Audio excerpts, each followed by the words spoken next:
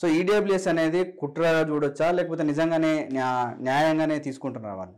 ఇప్పుడు ఈడబ్ల్యూఎస్ పేరిట పరిమిత కులాలకి, పాలక కులాలకి వాళ్ళు ఎంత శాతం ఉన్నారో తెలియకుండానే, ఎలాంటి నివేదికలు లేకుండానే 10% రిజర్వేషన్లను తీసేసుకున్నారు.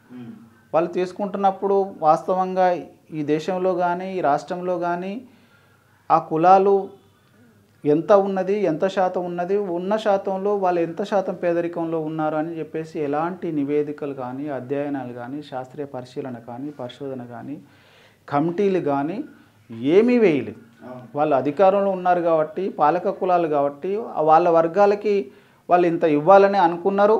అనుకున్న క్షణమే వెంటనే వాళ్ళకి ఇచ్చేసుకున్నారు. దరిదాపుగా దేశ పార్లమెంటరీ వ్యవస్థలోనే ఎట్లాంటి నివేదికలు లేకుండా, చర్చ జరగకుండా, అధ్యయనాలు జరగకుండా పార్లమెంటులో అత్యంత వేగంగా ఆమోదం పొంది దేశవ్యాప్తంగా అమలు చేయబడుతున్న ఏకైక చట్టం అంటే ఈడబ్ల్యూఎస్ రిజర్వేషన్.